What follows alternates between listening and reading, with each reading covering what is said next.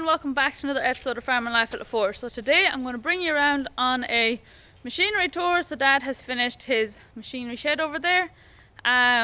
He just has to finish off gravelling it. It's a bit wet around here as well.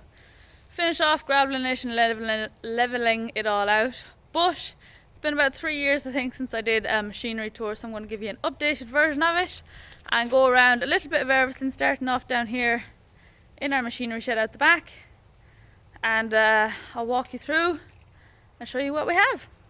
So starting off with the trailers. So we have 3 trailers on the farm that we use for bringing grain and silage, and then this yellow one here behind, we also use it for gravel. So we have this blue trailer here. So this is a Bunning trailer. It's a good trailer. It was got or made in England. And you can see he has the tops on it there for when we were using at the maze. And then you have the green trailer here, which is AW is written on it. I'm not exactly sure what it was.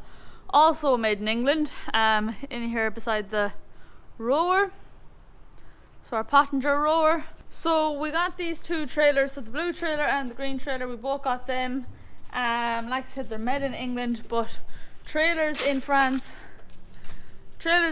are actually very expensive. Now in the beginning we liked the look of these Irish and English style trailers, I guess you could call it, because we thought that the French trailers like this, our yellow trailer here, were awfully high looking. But now we actually prefer the height of the wheels because there's less chance of getting stuck. So this one is very strong built, so it's a 5mm plate, and we use it as a dump trailer or a gravel trailer. So on this yellow trailer, so like I said, this is French made, I think it's Euro Direct or something like that. It has a hydraulic lift tailboard, so you can decide when you're opening it, so it's better for when you're backing up into tight spaces. You can kind of tilt it up and the back won't open so that you can see where you're going. Whereas with them, they're also an up and over, but they open up according as you're tilting it. So when we first moved over, we actually had 2 trailers in the Kuma. So that we took over from the old farmers. The Kuma is the sharing of machinery between a group of people. For those who don't know, it's big in France. A group of people come together, they buy one machine. But the problem with that we found was, again, every time you wanted the trailer, you could be waiting 1 or 2 days for lads to finish using it. There could be problems, there could be damaged. You can never really have it when you wanted it. So that's when Mum and Dad went off and bought the yellow trailer here first. This was the first one we bought in France. We actually bought it brand new back in the very beginning. I don't know what year we bought it in, but we still have it today, so that's going well there. And then we backed out of the Kuma on them 2 trailers. So then the next thing in here beside the trailer is our Belair tub feeder. So it's a French tub feeder. It feeds out left and right. It's equipped with a scales on it, and the scales actually has its own battery, so if you were to disconnect it from the tractor, it's obviously not mixing, but if you're disconnecting it from the tractor, the weighing scale still works, so you can see how much you're putting into it. Now we don't really use this as much anymore because we've gone away from pit silage the past couple of years, and we're with the just doing silage wrap bales now. So with the bales it takes a little bit longer, and we're going more towards giving the cattle a dry feed because we're on all straw bedded here. So with the dry feed, it just means that the bedding lasts a little bit longer. We don't have to be bedding them as often. So we're just mainly using the bales, and then like that we use the Emily bucket for mixing up any meal and stuff that we give to weanlings, and if we're giving any out to the cattle either, cows. It's 13 cubic meters. Them wheels are actually heavier wheels than the original ones that were on it. We changed them because they were always going flat, the ones that were on it originally. So we're pretty much set up for just working with all wrap bales now, so we're actually thinking about selling this. So as we're more set up for wrap bales now, what we use mainly is the ProDig Pro Slice. So you've seen us get that, I think it was about 2 years ago, just over 2 years ago we got that. So ProDig Pro Slice, so it slices a bale of silage in half, and it also has a grip on it, so it catches the plastic and the net off it. So that reduces a bit of labour. You don't have to be getting in and out of the tractor when you're at silage bales taking off wrap. That does it for you. Then we also have we're getting a new bale unwinder that also has an attachment for straw on it. So when that's due to arrive one of the days, So when that arrives I'll show you, but basically that's going to be for the other farm. So on the other farm at the moment we have, what is it, a Gentile straw bedder for the back of the tractor. Probably going to be ended up getting rid of that as well, because this is going to be taken over. So right now we have one bale unwinder here on this farm, but we don't have any for the other farm, so this will unwind the bales and it'll also do for bedding, so that way we don't have to be chopping and changing. We don't usually keep a lot of tractors on the other farm, we mainly have all our tractors here. Like I said, it's new, but it's new to us. It's actually used. I think it's coming down from the north of France somewhere. Not really sure where it's coming from, but I'll talk to you more when that actually arrives, and hopefully we'll show it in action. Then in here beside the tub feeder we have our disc. So this is, I believe, our 20-foot disc, or 6 meters. I think that's what it is anyways, but you would have seen maybe on the last video we did, Dad was out discing with our 3-meter disc and on the T7. So normally over here we have a lot drier ground conditions. Now this can be used up or down, so we never really use it fully down because it's just too harsh on the tractors, so we always have it kind of lifted up a little bit that is just skimming over the top of the ground. This year we haven't used it because the conditions are just so wet that you can't pull it in the fields, so we've been using the 3-meter disc like I showed you in the last video. So we mentioned that we were hoping to get out with the 6-meter after, but in the end we never got out with it. So that is the 6-meter. Don't even know what brand it is. It says Exxon. I'm not sure if that's the name of the brand or if that was the dealership it came from, but it's Polish made, so it's actually a Polish disc. So yeah, Exxon is what's written on it. So that's what that is. Then of course we have our tractors. Now I'm not going to go into too much detail on them, but we have our 8340. The beast here, of course, we have the 8730 power shift. You've seen them loads of times, so I'm not going to go through them. We have the David Brown here with the log splitter on the back. So that's actually going to be used fairly soon. So there is the David Brown, and again the 8730 there beside it. Then here's our roller, Kneverland, however you pronounce it. I'm not really sure what length that roller is. Maybe that's a 6-meter, 5 or 6 meter. I have no idea. Dad will know for that one. And then we have our Pottinger mowers here. So then here are our mowers. So 3 Pottinger mowers. So we have 4 mowers on the farm. There's a front mower there somewhere. I don't know where it is. But the back two there, they're 2 conditioner mowers. And then this one here is not. But they're all Pottinger. And I don't know if the front mower is a Pottinger. So then we have the digger, the New Holland. I think it's New Holland 110. Oh yeah, it's written there. Digger. So Dad was using that again, digging gravel there last week. And we also have a ProDig bale handler. Not very common to find bale handlers in France. I don't think. They more so use the grabs or the arms, whatever you call them. I believe they come off and then there's spikes underneath.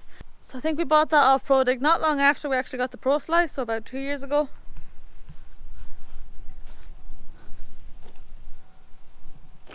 Then there's the grab.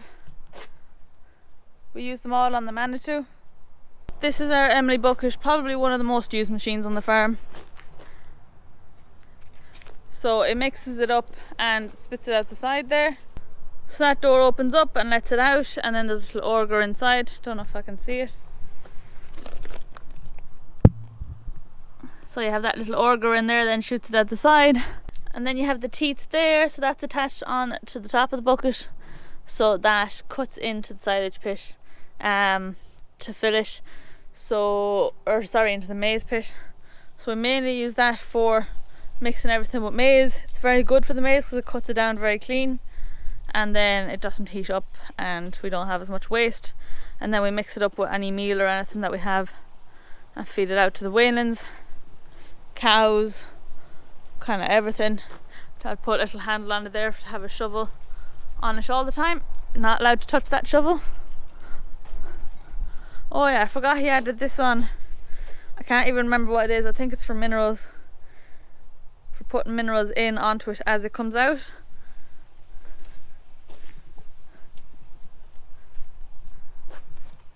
I think that's what it's for. From what I can remember, that's what he said it was back whenever he put it on. So in here are mine and Mam's most used machines. So we have our barrels. So we have the soya barrel, so it fits in under where we put the soya. Then you have the kind of grain barrel, 3-wheel yoke. Then you have another barrel, and of course the famous John Deere barrel. And this is my barrel. So this is the first set of wheels Mum and Dad bought me. So what else have we in here? So then the TM165, so I put them weights back on the front of it. The miserable looking weights as he calls it. Is it all geared up now for going hedge cutting, one of Dad's favourite jobs on the farm, so with the Normat. So is that all geared up, and then again always on the TM because he has this thing here on the side of it, which is kind of a security for if branches fall, but also he has all his big LED lights. Dad loves his LED lights, so they're all everywhere because he likes to go hedge cutting mainly in early mornings or late evenings. More lights added onto the front of that. Then this is the fertilizer spreader. Don't even know what it is or anything about it. I just know that it's the fertilizer spreader.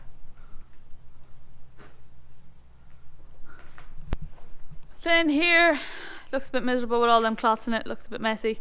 But this is the auger for bringing corn, or cereal I should say, up into the silos in the upstairs where we grind all the corn. And then the plastic in it normally is the plastic that we put under it, so anything that spills out, we can catch it on the plastic, because if not it stones underneath. So it's on wheels to be easy enough for moving about, and then yeah, you just tip any of the trailers into the back of it and it augers it up. Then you have the plough, our 5-scrape plough. Is that 5? Yes, that's 5. So heavy duty, it's on one wheel. It's always on a wheel from what I can remember. Seeing him use it is that flips over, but it's always on a wheel because it's quite heavy. And we like the heavy ploughs over here because as normally it's quite dry, you need that bit of weight to kind of get down into the soil. This year that's not really a problem. This is the current bale unwinder that we have. Well, we're going to still at it, or we're going to keep it. So a Calvet, or Calvet, it's French. Works well. I've seen a few at the show, but they look a lot bulkier. So this one so far has been working pretty well. So just shoots it out the side. So yeah, so when the other one arrives, I'll show you that one. This is a tiny little digger actually. They got this while I was in Australia, and to be honest, I always forget it exists. A carter. I think that's what it's called. I'll have to get Mum or Dad to talk about that because I have no clue. Like I said, it's a teeny tiny digger, and until just now I forgot we had it.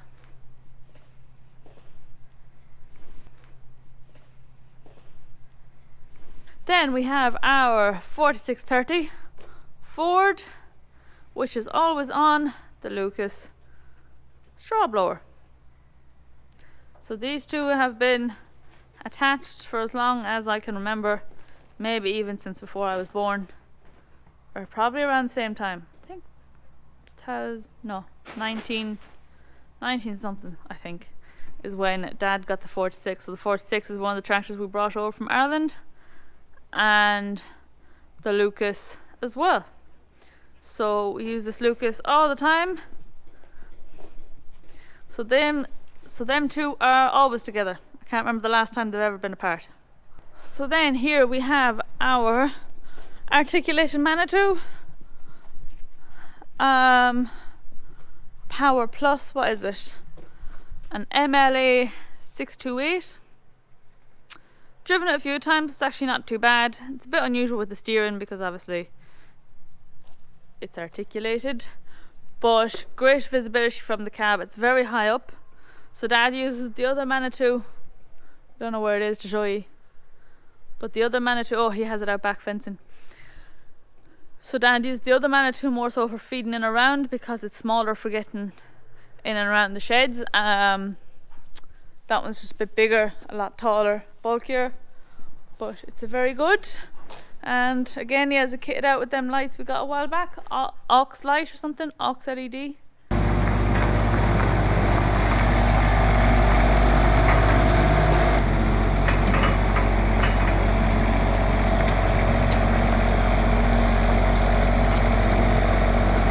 So tell me about the Everrun. This is mainly my machine, but Declan keeps hijacking it on me. It's an Everrun 1220, it's a Kubota engine, 35 horsepower I think. Very handy.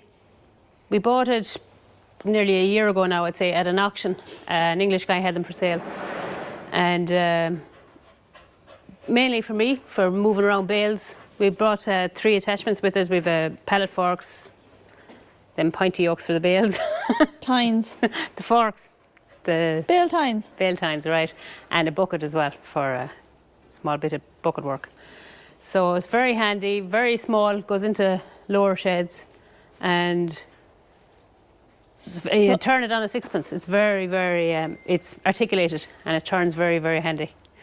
So yeah, I like it well. Do you drive it a lot? I drive it much, I do. I drive it when I want to move bales and move a few yokes, but Declan always has it gone. So, do you not think you had enough tractors? Why did you need one of these? Because I don't always be let on the tractors. I thought what's yours is his and what's his is yours. It's his, Isn't that thing? But if I get it and something goes wrong with it, it's my fault. So I sooner steer clear of it. And it's very, very handy. It's like a small telescopic. Any problems with it? Well, actually, no, it doesn't reach out. It's not telescopic. It's not telescopic, no. Yeah. No problem. So far, so good. It's Chinese made, but it works well. Okay. Also, we are getting ready for Christmas time, so we have got the double zip overalls with the promo of a free name patch. So personalised name patch, whatever name or whatever you want written on it, put on for every pair of overalls bought. So that's all on our website at www.farmandlifeattheforge.com if you want to go check that out. Okay, this is our 7000.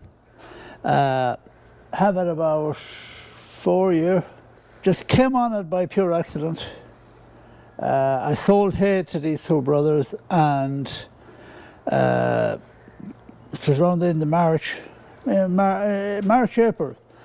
And I sold them a load. I told them that I'd just sell them the 1 load because you don't know what way I could have left myself tight if the weather got, if you had a drought rotten over here, you couldn't, you might run short myself. So when you sell hay, at that time when I used to sell the hay, I'd always have to deliver it with the big trailer there. So that was the deal. I bought the hay and I was to deliver it. So when I went over to the yard, they were unloading it themselves, and I spotted the 7000 in the shed. And I said, oh God, I didn't really know them that well, so I didn't say anything to them. So about 2 or maybe 10 days after, they rang back, they rang Emily to know would I sell them another load of hay. And Emily asked me, and I said, yeah, I'll sell them a load for the 7000. Kind of half joking, to be honest. And Emily said, oh, they won't do that. Well, I said, that's the only thing I'll sell it. I'd survive if I did come to a drought. And they said, yeah. Oh, I was up in the moon. I would give them 4 loads of hay for it. But when I went over, they had bought a new battery for it, and they had to go. I went with chains and all because I have 2 ramps on my big long trailer. So I said, when I go over and bring the 7000 in case they change their mind. Now, they're not bad like that over here, but they're hard to come by a good one. Why did you have the hedge cutter on the back of it? The hedge cutters on the back, I use that for cutting under the electric and under electric fences. And we've about a kilometre or that of an avenue into the house. And well, you're not allowed to cut ditches here, but you're allowed to cut the side. Because I have a big hedge cutter, and when you put it on, you want to leave it on for the year till you're finished. So I'd have to trim that about twice a year, and the same in the other farm, the roadways, just cut. And I use this for that, and underneath the electric. And I put weights on it as well. Actually, the weights came from Cork in Ireland, so there's 3 each side, and they keep it good and steady. The big square baler. The big square baler, which we're selling now. Why? Had that. We baled a lot of straw wood the first 3 years when we had the tillage farm, as we call it. But now that farm is gone and that. So the problem I have with the square, it's a great baler. We had to put 2 knotters in it just after getting it. But after that, then it was okay. There's not much to go around with them. The biggest problem is, me putting in the twine, when you tie the knots, you want to clip them off real well. If not, that's the only problem you'll have, where the knot will go through the little loop and it might break the string. Yeah, good baler. The only problem I'd have with it is we get a lot of thunderstorms now and again, and when you square bale, you have to shift them real quick. If not, you could be wasting your time because they're like sponges. So then, this is our combi Lily Gowla baler. It makes a 7-foot bale of straw. It's a very big baler.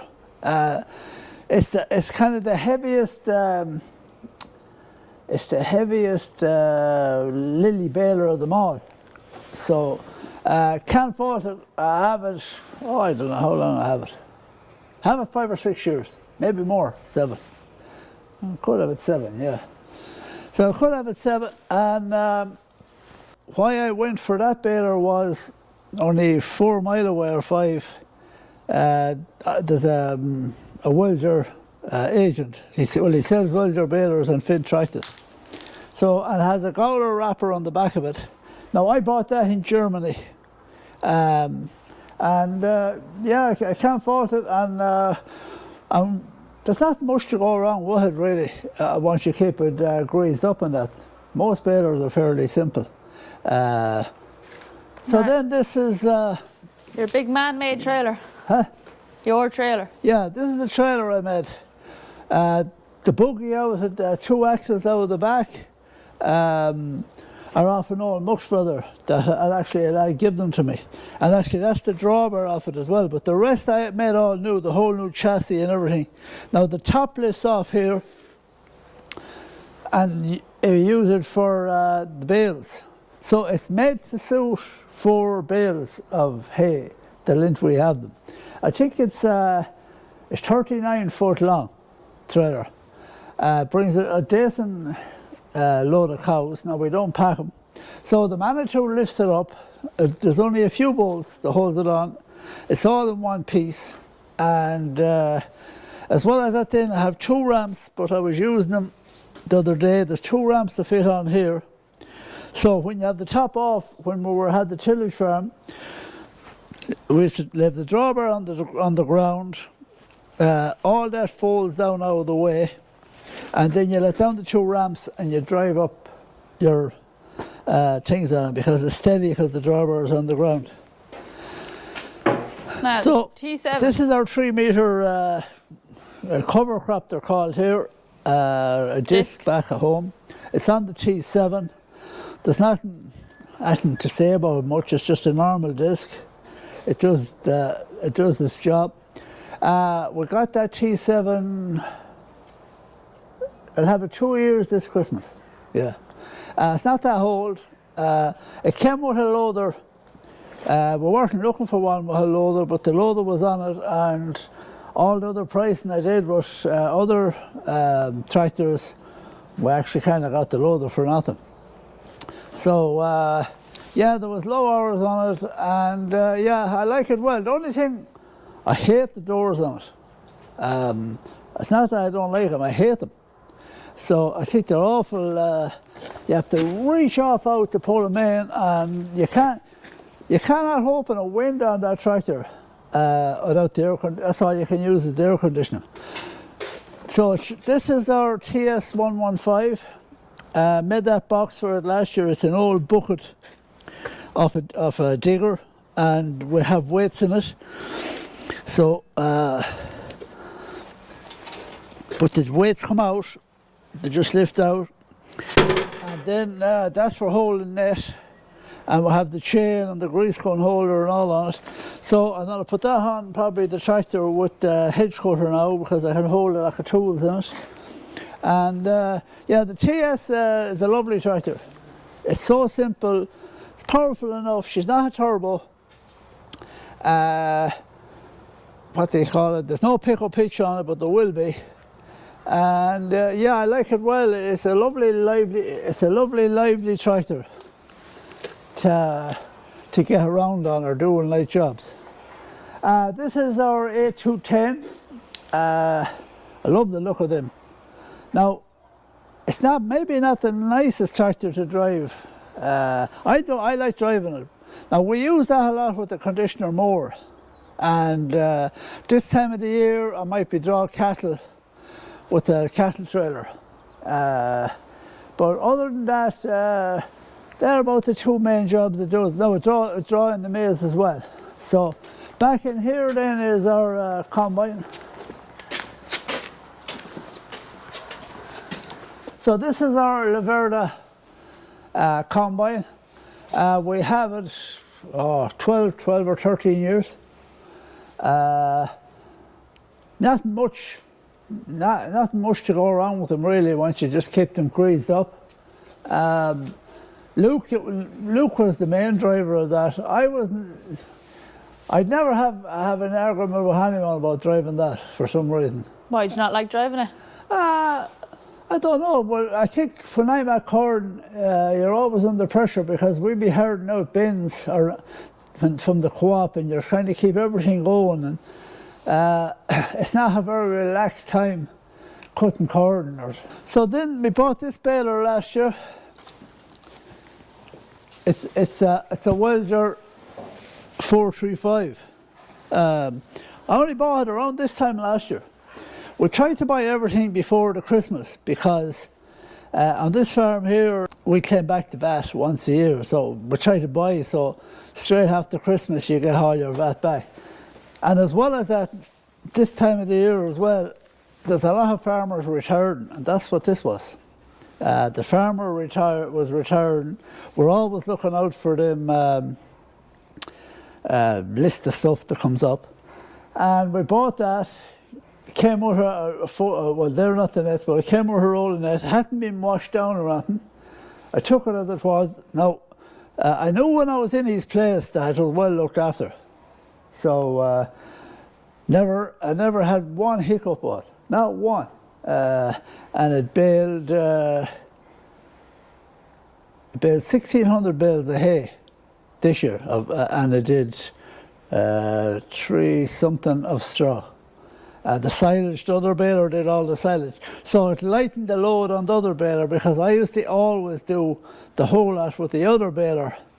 And it's a little bit slower because you have to wait for the bale to go back on the chariot through where if it's not wrapping. So this baler is a good bit quicker. Now this doesn't make as big a bale, but it's a lovely baler, and for this year now with a bit wetter as well, that baler is over 6 ton.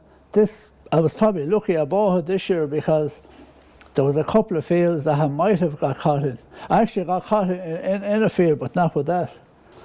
Over here then we have these machines sold. That's a double rower. We sold that. Agram, yeah. I had to take it apart for your man. And this is sold, the John Teal straw chopper, or better. It'll do hay as well. I don't think it'll do silage, but I never actually put it into it. Nice machine. The man that came just said, yeah, I'll keep it. Now we have another machine bought, and that should be here in the next day or two. It's a different sort of machine. I'll let you wait and see it. So this is our 1595. All I use that for is we have these 6 metre, we call them over here Hearst Prairies, the fold down. Harrow. Huh? Is it a harrow? Kind of a harrow, a Hearst Prairie, or yeah, harrow. Now they're not like a chain harrow, there's little V's and levelers and all of them. They're actually a good joke. They don't believe in rolling over here. So that's all I have to do with that in the spring, or Emily does it as well. So we only washed it down there now. It was in the shed there for a while and they get dusty. So I was thinking, as I said, putting the hedge cutter on it because there's no pickup hitch on it. And it might be a bit heavier on the front as well. But other than that now, and that's the first one of them I've ever seen in real life. I've seen a few of them on. Are they specific to France or what is it? Well, they're working in Ireland, I know, and I don't know about England. And I thought I knew a good bit about Fords because I served my time on Fords, you could say. But no, they were made in Belgium for America and France. That's what I was found out. And she's the very same as the 7000. Now the 7000 is dual power and she has a 2-speed PTO and she's turbo. This is a 6-cylinder non-turbo, but she has dual power and she has the 2-speed PTO, and she also has brakes. So the famous muck spreader. Huh? The famous muck spreader. What's left to be done? This is our Couton. Yeah. Couton, A yeah. Couton, it's either a 15 or a 16 cubic metre. You might have seen it in earlier videos. It was a shed that caught fire and it was burnt in it. Was looking for one for a long time. Muck spreaders are not a great thing to be buying second hand, to be honest, because usually someone that's selling them. Now, maybe you might, what I said before, lads retired and you might get one now. If someone has retired and he has looked after it well, you might get it now. But a lot of them we seen, the chains were all wore, the sprockets were wore, the floor was wore, and they were 7 or 8 years old, and they were big money. So that one, I was told, and I know by the teeth, there's the back of it, that it did nothing. It was only did 2 seasons work. Now, whether it did or not, I don't care, because we put all new bearings in it and seals, because with the heat. So what's left to be done to it? The crowd in Ireland, Applied Concept. Applied Concept, they came over and did a splendid job sandblasting it. Because I'd be still at sandblasting it. And they just cleaned it out. It's like a new machine. So what's left to be done to it now? I have to give it one more coat of primer. Underneath is finished. I only give that.